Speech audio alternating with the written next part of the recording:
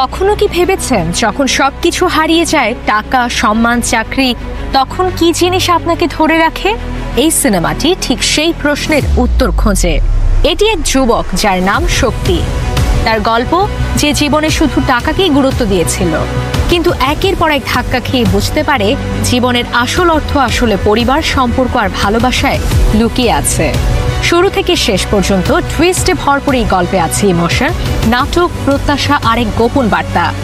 জীবনে সবকিছু শেষ হয়ে গেলেও যদি পরিবার পাশে থাকে তবে সব আবার শুরু করা যায়। তাহলে চলুন দেখে নেওয়া যাক কিভাবে শক্তির জীবন একেবারে পাল্টে যায় এই সিনেমার মধ্য দিয়ে। সিনেমার শুরুতেই আমাদের প্রধান চরিত্র শক্তিকে দেখানো হয়। শক্তির পরিবারে তার মা বাবা আর বড় বোন থাকে। একদিন শক্তির বাবা মা ঠিক করেন যে এখন তার বিয়ে দেওয়ার সময় হয়েছে, তাই তারা একটা বিয়ের প্রস্তাব পছন্দ করে আর শক্তিকে নিয়ে সেই মেয়েটিকে দেখতে যায়। সেই মেয়েটিকে দেখার পর শক্তি বলে সে তার সঙ্গে একা কথা বলতে চায়। তারপর তারা ছাদে উঠে গিয়ে কথা বলতে থাকে। এদিকে শক্তির বাবা মা খুব টেনশনে পড়ে যায়, কারণ তারা ভাবছে শক্তি হয়তো আবার এই মেয়েটিকেও রিজেক্ট করে দিবে।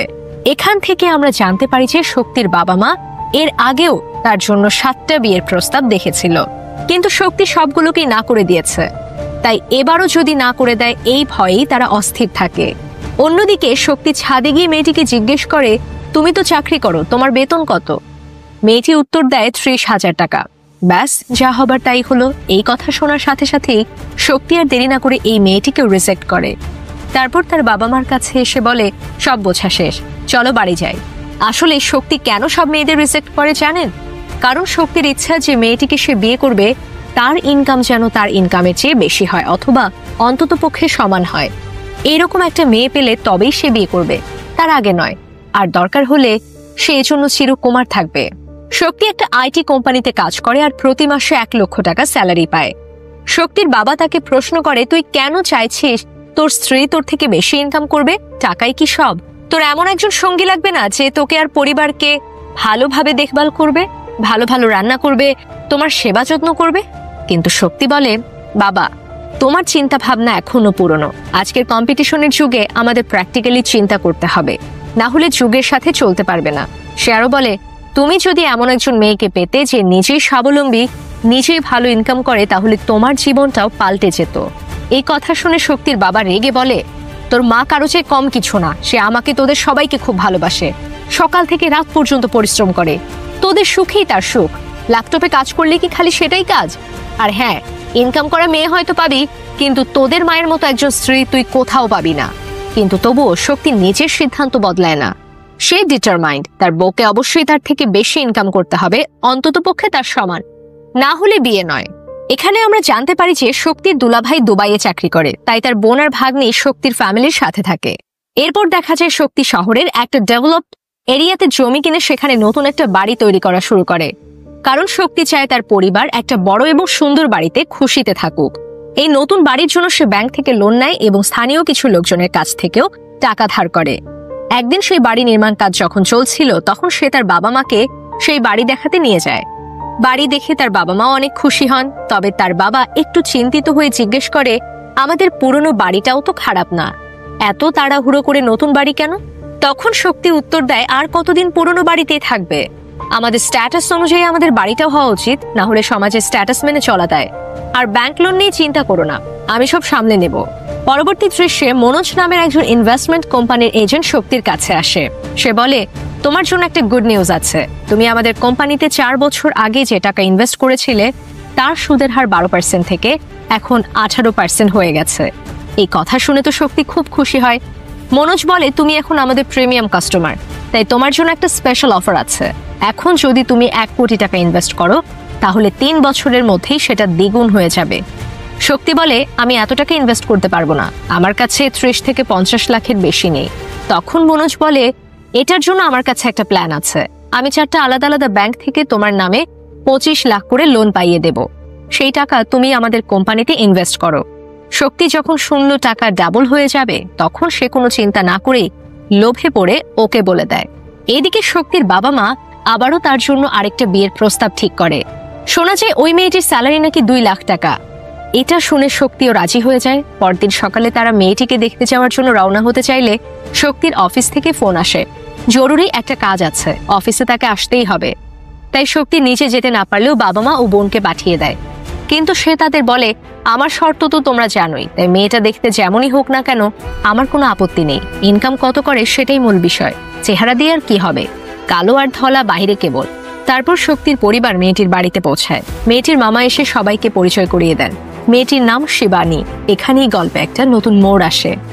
আমরা জানতে পারি শিবানীর মা আমেরিকান আর বাবা ইন্ডিয়ান। তাই শিবানী দেখতে খুব সুন্দরী। সে আগে নিউ জার্সিতে তার বাবা মায়ের সঙ্গে থাকতো, কিন্তু একদিন দুই গ্যাংয়ের মারামারির মধ্যে পড়ে গিয়ে তার বাবা মা মারা যায়। শিবানীর মামা ছাড়া আর কেউ নেই, তাই সে ভারতে এসে এখন তার মামার কাছেই থাকে। শিবানীকে শক্তির বাবা মায়ের খুব পছন্দ হয়ে যায়। তারা ভাবতে থাকে এবার হয়তো বিয়েটা ঠিক হয়ে যাবে। কিন্তু তখনই শিবানী নিজেই আগে থেকে বলে দেয়, আমি বিয়ের পর কোনো জব করব না, এটাই আমার শর্ত। এই শর্তে যদি রাজি থাকেন তবেই বিয়ের বিষয়ে আমি ভাববো, না হলে এখানেই সব শেষ। এই কথা শুনে শক্তির বাবা মা আর বোনের মাথায় যেন আকাশ ভেঙে পড়ল। তারা মনে করে এই সম্পর্কও তাহলে ক্যান্সেল হয়ে যাবে। কিন্তু শক্তির মা বলে, কোনো সমস্যা নেই মা, আমার ছেলে ভালো ইনকাম করে, ওই আমাদের পরিবারকে ভালোভাবে সামলাবে, আমাদের এই সম্পর্ক মঞ্জুর। এই কথা শুনে তো শক্তির বাবা আর বোন অবাক হয়ে যায়। তারা বলে, তুমি কি বলছো, তোমার মাথা ঠিক আছে? কিন্তু শক্তির মা বলে, সব আমি দেখে নিব। যদি প্রতিটা বিয়ের সম্পর্ককে এরকম করে বাতিল করতে থাকি তাহলে আমার ছেলের কি বিয়ে হবে এই জীবনে? আর আজীবন কুমারী থাকতে হবে, নাতি নাতনির মুখ আর দেখতে পারবো না। এইভাবে তারা বিয়ে পাকা করে ফেলে এবং সবাই বাড়ি ফিরে আসে। বাড়িতে ফিরে এসে তারা শক্তিকে বলে, মেয়েটা দেখতে খুব সুন্দর আর তার স্যালারি 2 লাখ টাকা। এই কথা শুনে শক্তি তো খুব খুশি হয়। আরে এই মেয়েটাকেই তো সে খুঁজছিল এতদিন ধরে। কিন্তু এই সময় শক্তির বাবা তাকে প্রশ্ন করে, বেটা তোমার কাছে কি শুধু টাকাই গুরুত্বপূর্ণ, ভালোবাসা যত্ন এগুলোর কোনো দাম নেই? শক্তি উত্তর দেয়, টাকা থাকলে এগুলো সব আপনা আপনি এসে যায় বাবা। এই কথা শুনে শক্তির বাবা বিরক্ত হয়ে বলে, এখনকার ছেলে মেয়েদের কাছে টাকাই যেন সবকিছু। তারপর শক্তি তার মাকে বলে, আমাকে তাহলে শিবানীর ফোন নম্বর এবং সোশ্যাল মিডিয়ার আইডি দাও। তার মা বলে, শিবানী খুব সিম্পল মেয়ে, সে এখনো কিপ্যাড ফোন ব্যবহার করে, তার কোনো স্মার্টফোন বা সোশ্যাল মিডিয়া অ্যাকাউন্টও নেই। আর সে বলেছে প্রথমে সরাসরি দেখা করেই কথা বলবে, তুমি যখন দেখা করবে তখনই নিজে তার নম্বর চেয়ে নিও। এইসব কথা শুনে সেখানে থাকা শক্তির বোন বলে, তুমি যেভাবে আগের 8 জন মেয়েকে রিজেক্ট করেছো ঠিক সেভাবেই শিবানীও 10 জন ছেলেকে রিজেক্ট করেছে। তাই দেখা করতে যাওয়ার সময় খুব সাবধানে কথা বলো।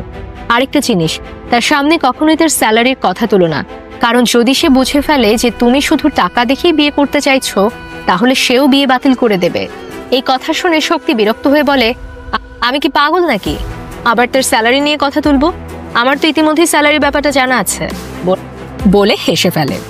আসলে শক্তির মা আর বোন এবার সিদ্ধান্ত নিয়েছেন যে যেভাবেই হোক শক্তির বিয়ে এবার করাতেই হবে। তাই শিবানী যে বিয়ের পর চাকরি করবে না সেই সত্যিটা তারা শক্তিকে বলে না। আর অন্যদিকে শক্তিও খুব খুশি হয়ে ভাবে, যাক আমি যেরকম লক্ষ্মী টাইপ মেয়ে 2 লাখ টাকা ইনকাম করা মেয়ে খুঁজছিলাম ঠিক সেই রকম মেয়েকে এতদিন পর অবশেষে খুঁজে পেলাম। কি শান্তি। পরদিন সকালে শক্তি শিবানীর সাথে দেখা করে। স্যালারির প্রসঙ্গ না তুলে সে ক্যাজুয়াল কথা বলতে থাকে। এইভাবে তারা একে অন্যকে পছন্দ করে ফেলে। দুজনের পরিবারও রাজি হয়ে যায় আর তারপর একটা জমকালো বিয়ে হয়ে যায় তাদের। বাসরাতে তারা নানা বিষয়ে গল্প করতে থাকে, কিন্তু হঠাৎ করে তখন শক্তি শিবানীকে তার একটা প্রেজেন্টেশন দেখায়। আমি আর তুমি দুজন মিলে ইনকাম করব, ফিউচারে কি কি করব তার সবকিছু আমি ডিটেইল প্ল্যান করেছি। কখন বাচ্চা নিব, কখন বাড়ি বানাবো, কখন গাড়ি কিনবো, সবকিছুর প্ল্যান রেডি আছে। কিন্তু শিবানী তো কিছুই বোঝে না। সে অবাক হয়ে জিজ্ঞেস করে, তুমি এখন এসব কেন দেখাচ্ছ আমাকে? আমি তো আগেই বলেছি বিয়ের পর আমি চাকরি করব না। তোমার মা বোনকেও তো আমার কন্ডিশন জানিয়েছিলাম, ওনারাও তো রাজি ছিলেন। এই কথা শুনে তো শক্তির মাথায় বাজ পড়ে। সে বুঝতে পারে তার মা আর বোন তাকে মিথ্যা বলে বিয়েটা করিয়েছে। রাগে হতাশায় সে ঘর থেকে বের হয়ে গিয়ে বলে, আমার জীবনটা শেষ করে দিলেন তোমরা। তার বাবা শান্তভাবে বোঝাতে চেষ্টা করে, জীবনে টাকাই সব নয়। তুমি সমাজের কাছে যে স্ট্যাটাস দেখাতে চাও সেটা তোমাকে কখনো প্রকৃত শান্তি দেবে না। কিন্তু শক্তির তখন আর কিছু ভালো লাগে না। এদিকে শিবানীও বুঝে যায় শক্তি হয়তো আমাকে আমার ইনকাম দেখেই বিয়ে করেছে, তাই তার মনও খারাপ হয়ে যায়। পরদিন সকালে শিবানী সবার জন্য কফি বানিয়ে আনে। শক্তির পুরো পরিবার খুশি হয়, ভাবে লক্ষ্মী মেয়ে, ঘরের সব কাজ তো খুব ভালোভাবে পারে। তাই কফি খাওয়ার পরই সবাই অবাক, কারণ চিনির বদলে শিবানী কফিতে লবণ দিয়ে ফেলেছে। আর এতেই বোঝা যায় শিবানী রান্নার রটাও জানে না। তবে শুধু কফি না, তার বানানো সব খাবারই যেন একটু অন্য টাইপের হয়। দেখতে একরকম আর খেতে আরেক রকম। শক্তি অফিসে গিয়ে তার কলিগদের সব ঘটনা খুলে বলে। সে বলে, আমি ভেবেছিলাম আমি আমার স্বপ্নের স্ত্রী পেয়েছি, সুন্দরী, লাখ টাকা বেতনের চাকরি, ভালো রান্না, কিন্তু বিয়ের পর সে চাকরি ছেড়ে দিল আর তার রান্না খেতে গিয়ে তো বমি করতে হচ্ছিল। ভাবিনি আমার জীবন এভাবে নষ্ট হবে। তখন তার বন্ধুরা তার লাঞ্চ বাক্স থেকে খাবার খায় এবং বলে, তুমি বলছো ভালো রান্না নয়, কিন্তু এই খাবার তো দারুণ। শক্তিও তখন খেয়ে দেখে অবাক হয়ে যায়, খাবার সত্যিই তো খুব ভালো হয়েছে। সে সাথে সাথেই তার মাকে ফোন করে জিজ্ঞাসা করে, আজকের খাবার কি তুমি রান্না করেছো? তার মা বলে, না রে, তোমার বউই করেছে। তখন শক্তি শিবানীকে ফোন করে জিজ্ঞেস বলে, আজ তো দারুণ রান্না করেছো, কিন্তু কাল এমন খারাপ করেছিলে কেন?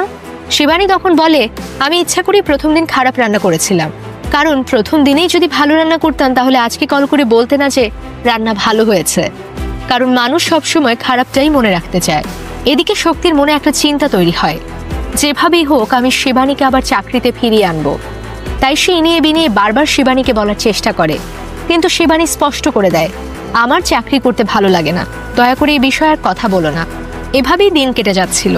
একদিন শক্তির কলেজ ফ্রেন্ড তার মেয়ের জন্মদিনে তাদের দাওয়াত দেয়। তখন শক্তি তার স্ত্রী শিবানীকে নিয়ে বার্থডে পার্টিতে যায়।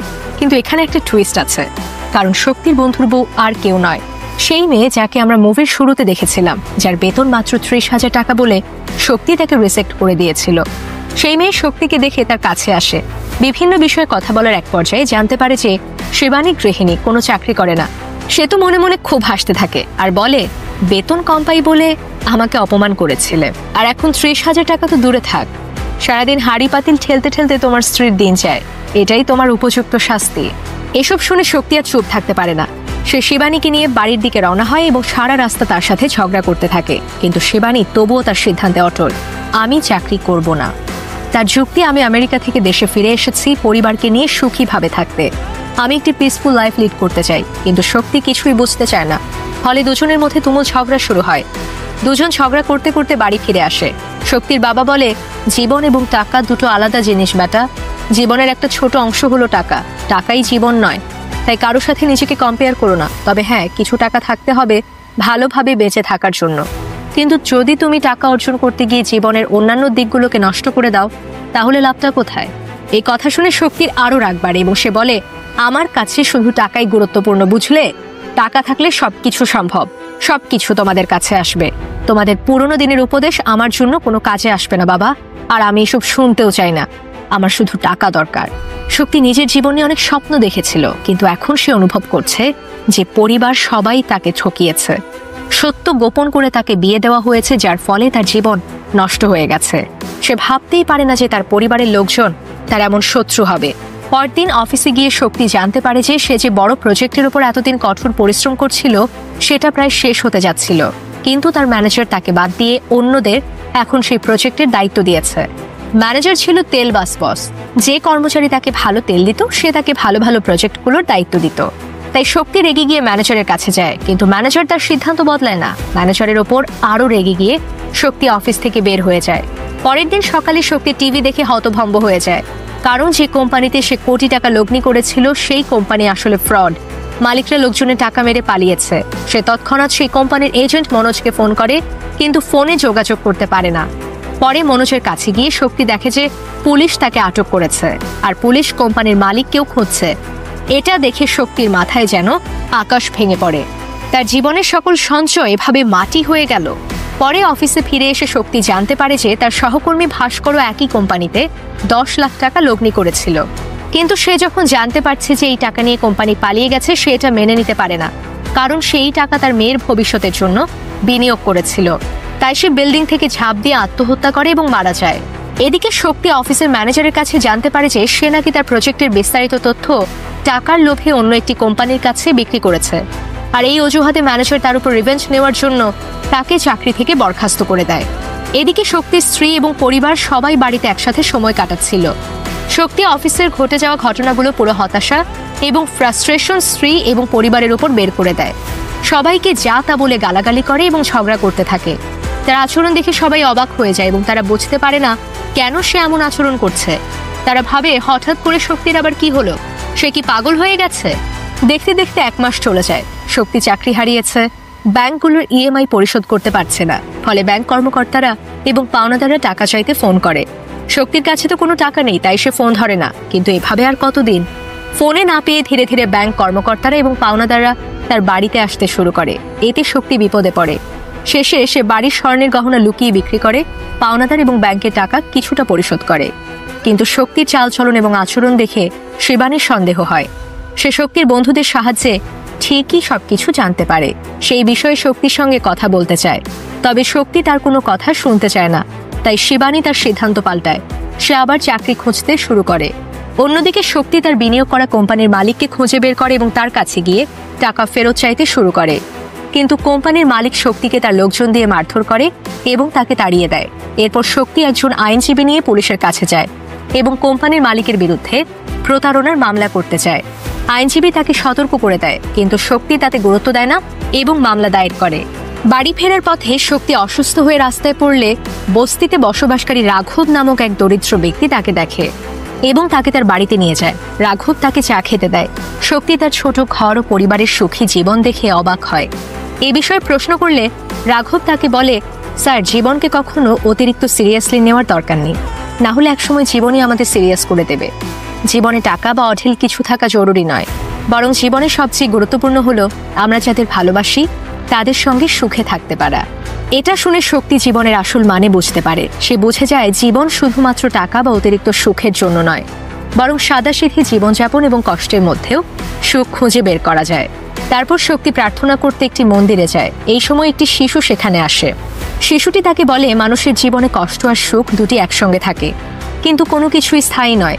তুমি এখন কষ্টে আছো, কিন্তু নিশ্চিত হও যে এই কষ্টের পরে সুখ আসবে। জীবন এভাবে চলতে থাকে। তুমি যা হারিয়েছ তা শুধুই টাকা নয়, বরং তোমার পরিবার, যারা সব সময় তোমার পাশে ছিল। অথচ দেখো, আজ সে লোকদেরই তুমি তোমার চরম শত্রু ভাবছ। এসব কথা শুনে শক্তি তার জীবনের ভুল বুঝতে পারে এবং উপলব্ধি করে সুখী হওয়ার জন্য টাকা বা সম্পত্তির প্রয়োজন নেই, বরং সন্তুষ্টি এবং ভালোবাসাই জীবনের আসল চাবিকাঠি। সে বাড়ি ফিরে আসে। চাকরি এবং টাকা হারানোর পর থেকে শক্তিকে দেখে পরিবারের সবাই ভয় পেত। তাই আজও সবাই তাকে দেখে আতঙ্কিত হয়ে নিজ নিজ রুমে চলে যায়। কিন্তু শক্তি তাদেরকে ডেকে বলে, আজ আমি তোমাদের ওপর কোনো রাগ দেখাবো না। এতদিন আমি শুধু অর্থকেই জীবন মনে করতাম, কিন্তু এখন আমি জানি আমি কি হারিয়েছি। প্রথমে সে তার বাবার কাছে ক্ষমা চায়। বাবা, তুমি সব সময় আমার ভালোর জন্যই কথা বলেছ, কিন্তু আমি তাতে কখনোই গুরুত্ব দিইনি, বরং তোমাকে অপমান করেছি। তুমি আমাকে ক্ষমা করে দিও বাবা। মা, তুমি সব সময় আমার জন্য চিন্তা করো। তুমি আমার ভালোর জন্যই বিয়ে করিয়ে দিয়েছো, কিন্তু আমি না বুঝে তোমার উপর অনেক রাগ করেছি। এরপর সে শিবানীকেও ধন্যবাদ জানায়। সে বলে, শিবানী, তুমি আমার দুঃসময় আমার পাশে থেকেছো, আমাকে শক্তি এবং সাহস দেবার চেষ্টা করেছো, কিন্তু আমি তোমার সাথে অত্যন্ত খারাপ ব্যবহার করেছি। তুমিও আমাকে ক্ষমা করে দিও। এসব কথা শোনার পর পরিবারের সবাই ইমোশনাল হয়ে যায়। তারা বুঝতে পারে শক্তি তার ভুল বুঝতে পেরেছে। তারা সবাই শক্তিকে কাছে টেনে সান্ত্বনা দিতে থাকে। এদিকে শক্তি তার অফিসে ফিরে যায়। সে অফিসের ঊর্ধ্বতন কর্মকর্তাদের জানায় যে তার ম্যানেজার তাকে অন্য কোম্পানির কাছে প্রজেক্টের ডিটেলস ফাঁস করার মিথ্যা অভিযোগ করে তাকে চাকরি থেকে বের করেছে। ঊর্ধ্বতন কর্মকর্তারা তদন্ত করে দেখে যে অভিযোগ আসলে ভুয়া। এই সত্য জানার পর তারা ম্যানেজারকে চাকরি থেকে বের করে দেয় আর শক্তি পুনরায় তার কাজে যোগ দেয়। একদিন শক্তি অফিস যাওয়ার জন্য বের হয়। পরে শিবানীও এসে শক্তিকে তার অফিসে পৌঁছে দিতে বলে। শক্তি তাকে বলে, যদি তোমার ইচ্ছা না হয় তুমি চাকরি ছেড়ে দাও, আমি সবকিছু সামলে নেব। কিন্তু শিবানী উত্তর দেয়, যতদিন পর্যন্ত তোমার সব ঋণের টাকা সমাধান না হয় আমি চাকরি ছাড়ব না। এমন সময় শক্তির বোনের স্বামী দুবাই থেকে ফিরে আসে। সে শক্তি টাকা মারা খাওয়া এবং চাকরি চলে যাওয়ার বিষয়ে সবকিছু জানত, কিন্তু সে এখন দেখে যে শক্তি এখন অনেক সুখী। তাই সে শক্তিকে জিজ্ঞাসা করে, তোমার ইনভেস্ট করে কোম্পানিতে মারা খেয়েছো, তাহলে সমস্ত ঋণ পরিশোধ করছো কিভাবে? শক্তি উত্তর দেয়, এটা সবই আমার স্ত্রী শিবানীর কারণে সম্ভব হয়েছে। আসলে শিবানী তার সম্পত্তি, গহনা এবং সোনাদানা সব বিক্রি করে ব্যাংক ঋণ এবং অন্যান্য সব ঋণ মেটায়। এরপর শক্তি এবং শিবানী একসাথে তাদের পরিবার নিয়ে সুখী জীবনযাপন করতে থাকে। আর এভাবেই এই সিনেমাটি শেষ হয়। এই গল্পটি কিন্তু শুধু একটি ব্যক্তির নয়, এটা আমাদের সবার গল্প। শক্তির মতো অনেকেই জীবনে টাকাকেই সবকিছু মনে করে ভুল পথে হাঁটে, কিন্তু যখন ধাক্কা খেতে হয় তখনই বোঝা যায় যারা সত্যিই পাশে থাকে তারা হলো পরিবার। শক্তির এই গল্প আমাদের শেখায়, টাকা হারালে ফেরত পাওয়া যায়, কিন্তু পরিবার হারালে সেই শূন্যতা পূরণ হয় না। আর একজন ভালো জীবনসঙ্গী জীবনের অন্ধকার সময়ে আলোর মতো হয়ে দাঁড়াতে পারে। এই সিনেমা কেবল বিনোদন নয়, বরং একটি গভীর জীবনবোধের পাঠ। ভালোবাসা, ত্যাগ আর পরিবার, এই তিনে গঠিত হয় জীবনের আসল সফলতা। এমন আরও সিনেমার এক্সপ্লেনেশন পেতে অবশ্যই সাবস্ক্রাইব করুন আমাদের চ্যানেলটি। আর মনে রাখবেন, জীবনের সবচেয়ে বড় সম্পদ হলো পাশে থাকা মানুষগুলো, তাই তাদের কখনো অবহেলা করবেন না।